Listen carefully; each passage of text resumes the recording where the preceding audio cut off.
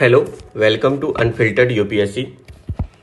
This is continuation of our ancient history series.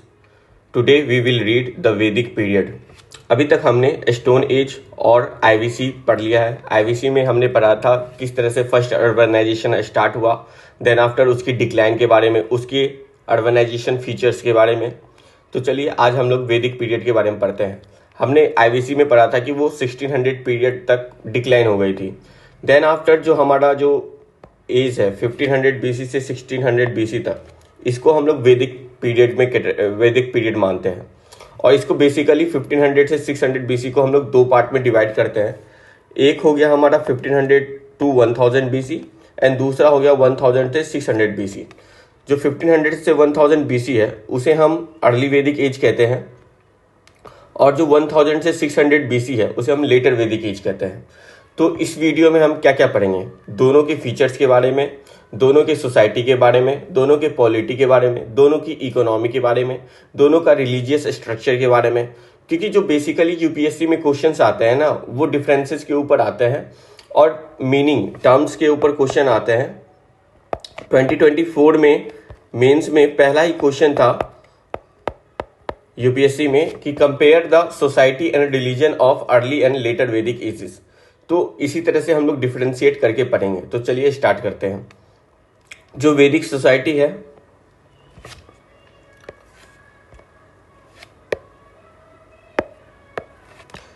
जो वैदिक as है, हमने बताया आपको इसको मेनली 1500 से 600 बीसी में कैटेगराइज किया गया है.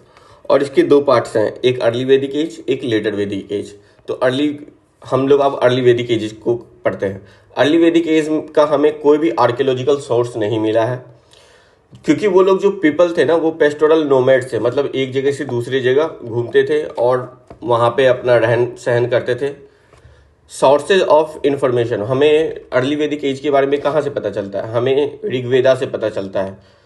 एक ही इंफॉर्मेशन सोर्स है जो कि ऋग्वेदा है, और ऋग्वेदा उस टाइम लिखने का कोई सोर्स नहीं था. That's why they are orderly transmitted to other generation.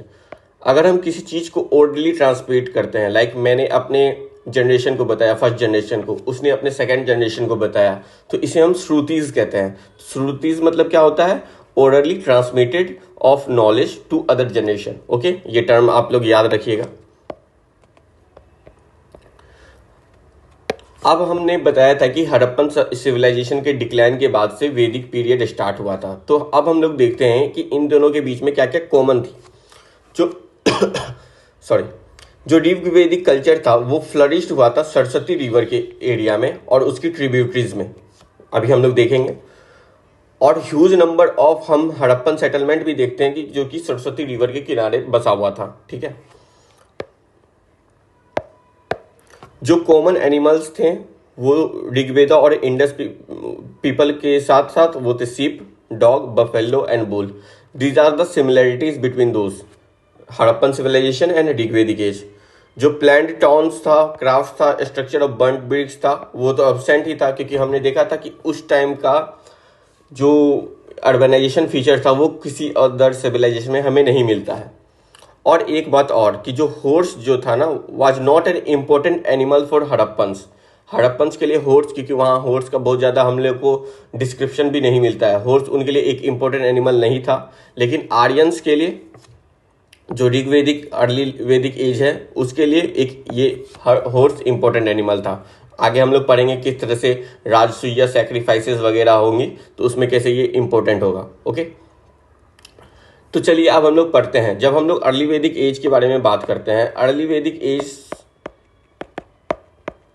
Mainly Aryan से जुड़ा हुआ है. आर्यंस जो मेनली 5 ट्राइब्स थे, जिसको हम लोग पंचाजना भी कहते हैं, पंचाजना भी कहते हैं. जो आर्यन टर्म्स है ना, इसका मतलब होता है नोबेल. नोबेल मतलब the word Arya means Nobel. और जो आर्या वर्ड है ना, वो 36 टाइम्स अर्ली वैदिक एज में रिप्रेजेंट हुआ है. ये लोग कॉमन लैंग्वेज यूज करते थे, इंडो यूरोपियन. ये लोग सेमी नोमैडिक पेस्टोरल पीपल थे जो एक जगह से दूसरी जगह जाते थे. जो ओरिजिनल होमलैंड है ना कि आर्यंस लोग कहाँ से बिलोंग करते हैं, ये अभी तक डिबेटेड है. मैक्स मूलर के अकॉर्डिंग ये लोग कैप्शन सी सेंट्रल एशिया से आए थे और कुछ अदर ऑथर्स के अकॉर्डिंग ये रशियन स्टेप से आए थे। ओके, तो अभी हमने क्या पढ़ा कि हड़प्पन्स और ऋग्वेदिक एज के बीच में क्या क्या सिमिलरिटीज और डिफरेंसेस हैं। उसके बाद हमने देखा कि जब भी हम लोग अर्ली वैदिक एज की बात करते हैं तो वहाँ हम लोग आर्यंस की बात करेंगे, ठीक है, और आर्यंस के कुछ कुछ कैरेक्टरिस्टिक्स देख लिए। तो जो आर्यंस आए थे ना हमारे यहाँ, वो एक बार में नहीं आए थे, वो डिफरेंट फेजेस में आए थे, डिफरेंट मतलब बहुत सारे ईयर्स में आए थे, जिसे हम वेव 1, वेव 2, वेव 3 में कैटेगराइज करते हैं। वेव 1 में जो आए थे ना पीपल, उसे हम दसास कहते हैं, जो कि 1800 BC के टाइम में आए थे। और जो वेव 2 में आए थे उसे हम दस्यूज कहते हैं, जो कि माइग्रेंट्स थे, लेकिन वो क्या हुए थे ना, एकोमोडेट हो गए थे।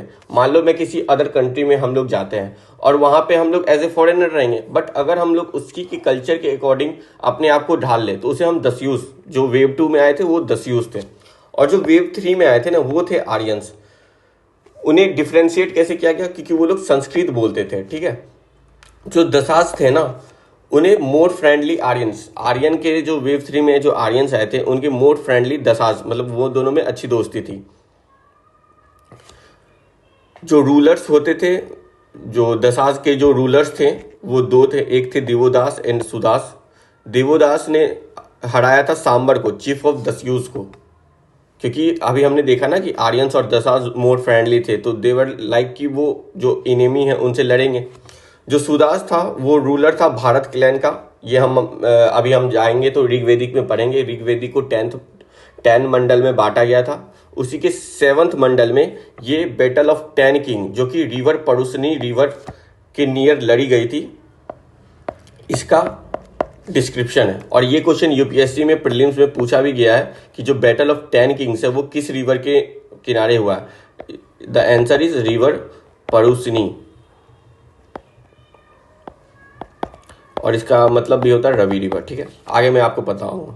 जो सुदास था वो क्या था, वो भारत क्लैन से बिलोंग राजा था, और उसने 10 किंग्स बैटल ऑफ 10 किंग्स लड़ी थी परुसनी रिवर के किनारे, और उसने पुरुष क्लैन को हराया था। उसके बाद उसके टेरिटरी को अपने में मिला के सुदास प्लस पुरुष कुरुज क्लैन बना लिया। आगे हम लोग कुरुक्षेत्र के बारे में भी पढ़ेंगे, जो महाभारत है।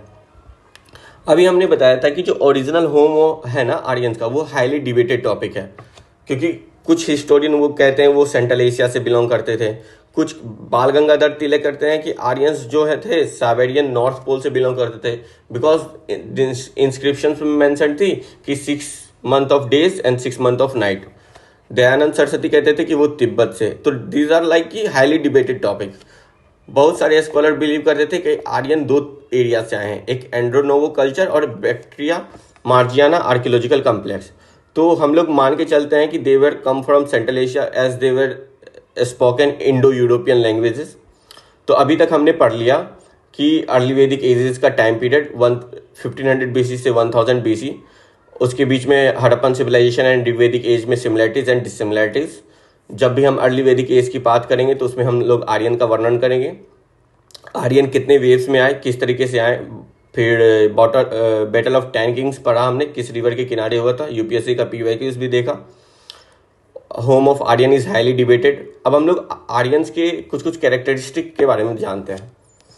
जो आर्यंस थे वो लोग पेस्टोरलिस्ट नोमैड्स थे। मैंने बताया कि वो लोग हर्डिंग्स करते थे एनिमल्स का। नोमैड्स मतलब होता है जो कि एक जगह से दूसरी जगह घूमते हैं, ओके।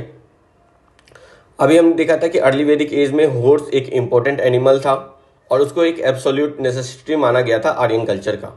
जो वर्ड अश्व है ना, अश्व मतलब हॉर्स, उसे 215 टाइम 215 टाइम्स यूज किया गया है ऋग्वेदा में। और ये इंपॉर्टेंट है, ये स्टेट पीसीएस में पूछा भी जाता है, तो ये याद रखिएगा आप लोग। अश्व 215 टाइम्स यूज हुआ है, जो काउ हुआ है 176 टाइम्स, और जो बुल हुआ है 170 टाइम्स यूज हुआ है। इससे हमें पता चलता है कि केटल रियरिंग का इंपॉर्टेंस क्या था अर्ली वैदिक एज में। अब अगर आपसे कोई भी क्वेश्चन पूछे कि what are the sources of Rigvedic age या अर्ली वैदिक एज, तो देयर आर 3 सोर्सेज। एक तो हमने पढ़ा था कि ऋग्वेदा, जिसको जो कि अर्ली वैदिक टाइम में लिखा गया था। दूसरा था जैन अवेस्ता, ये सेक्रेड बुक थे, मतलब धार्मिक किताब थी जोरो एस्ट्रोनोजम कल्चर की। जेड एवेस्टा, याद रखिएगा। तीसरा है होमेर पोएट, जिन्होंने 2 पोएम लिखा था, एक था इलियड एंड ओडिसी। तो अगर बेसिकली अगर क्वेश्चन आ जाता है what are the sources of Aryans, तो पहला इज ऋग्वेदा, दूसरा इज जेड एवेस्टा, तीसरा होमर के द्वारा 2 कविताएं लिखी गई थी, इलियड एंड ओडिसी। ये याद रखिएगा, स्टेट पीसीएस में पूछा जाता है। In addition to Rigveda this words help to understand Aryan culture, मतलब ऋग्वेदा के अलावा जो जेड एवेस्टा और होमर पोएट के द्वारा जो इलियड और ओडिसी लिखी गई थी, इससे हमें आर्यन के कल्चर के बारे में पता चलता है। ये जो पीपल थे वो कोट ऑफ मेल पहनते थे, मैं आपको दिखाता हूँ। ये जो था ना, ये इसे कहते थे कोट ऑफ मेल, जो किंग्स वगैरह पहनते थे कोट ऑफ मेल। ये लोग बो एंड एरो का यूज करते थे, और स्पोक्ड व्हील, देखो आप स्पोक्ड व्हील का यूज करते थे। ये हो गया स्पोक्ड व्हील आपका। Sacrifices and rituals were practice with yajnas, अभी हमने आपको बताया कि ये लोग बहुत सारे प्रैक्टिस करते थे, लाइक कि बहुत सारे सैक्रिफाइसेस करते थे और रिचुअल्स भी निभाते थे। Cremation was an important Aryan trait and also bodied body, मतलब वो लोग क्या करते थे, क्रीमेट करते थे बॉडी को और दफनाते भी थे। Even sacrifices of horses was practice, but ये इंडिया में फाउंड नहीं किया गया था, ये यूक्रेन और साउथ रशिया से पता चलता है। जो एविडेंस थी स्पोक्ड व्हील की, वो फाउंड की गई थी बनावली हिसार इन हरियाणा। ये हो गया आपके लिए एक इंपॉर्टेंट पॉइंट, क्योंकि स्टेट पीसीएस में इसी तरह के क्वेश्चन पूछते हैं कि जो evidence of spoked wheel found in Vedic age found from which site, Banawali Hisar in Haryana. और वो लोग मेल डोमिनेटेड सोसाइटी में बिलीव करते थे। ओके, तो अभी हमने क्या पढ़ा, कैरेक्टरिस्टिक ऑफ आर्यंस। आर्यंस की कैरेक्टरिस्टिक के बारे में पढ़ा कि हॉर्स एक इंपॉर्टेंट एनिमल था, हॉर्स के बारे में 215 टाइम्स मेंशन्ड है। सोर्सेज के बारे में पढ़ा, उनकी कैरेक्टरिस्टिक्स के बारे में पढ़ा। अब हम लोग देखते हैं कि अर्ली वैदिक एज में ऋग्वेदा में सप्त सिंधु करके एक रिवर का नाम मेंशन है, और ये रिवर बहुत बार यूपीएससी पीवाईक्यूज प्रीलिम्स में पूछा भी गया है कि ये रिवर कौन से रिवर को इंडिकेट होता है, तो ये आप अच्छे से याद कर लेना। मैं आपको एक बार बता देता हूँ, सप्त सिंधु मतलब land of 7 rivers. What are the 7 rivers? Sindhu, Sindhu का मतलब इंडस। विपास, विपास मतलब बियास। वितास्ता, वितास्ता मतलब झेलम। वितास्ता एयरलाइंस है ना, एयरलाइंस मतलब झेलम। परुषिनी अभी हमने पढ़ा था रवि। अस्किनी मतलब चनाब, आप देखो अस्किनी चनाब, इसको ऐसे भी याद रख सकते हो, एसी। सुतुद्री मतलब सतलज, इसको एसएस से याद रख लेना। सरस्वती मतलब नदी तरमा। ओके, तो वितास्ता को कैसे याद रखोगे? झेलम, इसी में ज्यादा कंफ्यूजन होता है। सिंधु तो इंदुस याद हो जाएगा, विपास मतलब ब्यास भी याद हो जाता है। और परुषणी रवि अभी हमने पढ़ा था battle of ten king. AC को कैसे याद रखोगे? अस्किनी चनाब। ठीक है, अभी हम देखेंगे कि यहाँ पे स्वास्तिक सिंबल भी यूज होता था, और इसको एक इंपॉर्टेंट मार्क आर्यन यूज करते थे। आर्यन यूज सोमा प्लांट, यानी कि एंटीटॉक्सिन सोम का जो प्लांट होता है उसको यूज करते थे। जो earliest Aryan lived in eastern Afghanistan, north west Punjab और वेस्टर्न यूपी। जो आर्यन जिस एरिया में सेटल्ड हुए थे इंडिया में, उसे हम सप्त सिंधु रीजन कहते हैं, और सप्त सिंधु रीजन में ये सारी रिवर्स हैं। इसको आप लोग याद कर लेना वीडियो पॉज करके, और वैसे मैं इसका पीपीटी अपने टेलीग्राम ग्रुप में भी प्रोवाइड करवा दूंगा। ओके, तो आर्यंस के बारे में कुछ और पढ़ लेते हैं। आर्यंस जो लीव करते थे, ग्रुप ऑफ फैमिली में लीव करते थे, जिसे हम कुल कहते हैं। ग्रुप ऑफ कुल को ग्राम कहते हैं, ग्रुप ऑफ ग्राम को हम लोग विस कहते हैं, और ग्रुप ऑफ विस जिसको हम क्लेन कहते हैं उसे हम जना कहते हैं या ट्राइब कहते हैं। ओके, तो group of family is simply as called as kul, group of kul is called as gram, group of gram is called as vis, vis को हम क्लेन भी कहते हैं, group of clan is called as jana या ट्राइब।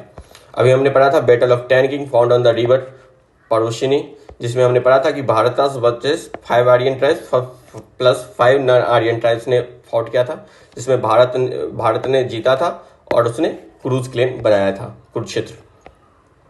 अभी हमारा अर्ली वैदिक एज कंप्लीट हुआ। अर्ली वैदिक एज में हमने क्या पढ़ा कि अर्ली वैदिक एज में सिंपली ऋग्वेदा को लिखा गया था, ये श्रुति के फॉर्म में थी। Harappan civilisation and Rigvedic age के बारे में पढ़ा।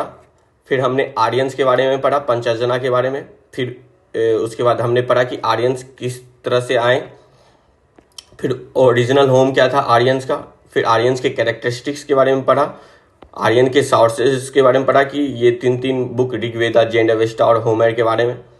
देन आफ्टर हमने पढ़ा कि आर्यन इंडिया में सब सिंधु एरियाज में रहते थे, उसके बारे में हमने पढ़ा। उसके बारे में बाद पढ़ा कि आर्यंस के कुछ बेसिक फैमिली स्ट्रक्चर्स के बारे में। तो इस तरह से हमारा अर्ली वैदिक एज कंप्लीट हुआ।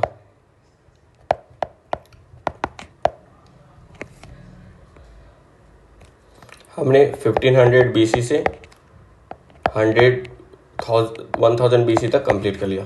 अब जो हमारा नेक्स्ट वीडियो होगा उसमें हम लोग डिफ्रेंशिएट करके पढ़ेंगे, लाइक अर्ली वैदिक एज के सोसाइटी स्ट्रक्चर, पॉलिटिकल स्ट्रक्चर, फिर उसके बाद इकोनॉमिक और रिलीजन स्ट्रक्चर को डिफ्रेंशिएट करके नेक्स्ट वीडियो में कंप्लीट करेंगे। और उसके साथ साथ वैदिक लिटरेचर के बारे में पढ़ेंगे, ब्राह्मणास, आर्यनिकास, उपनिषद के बारे में।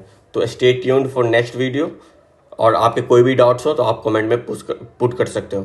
Thank you for watching the series and please subscribe the channel.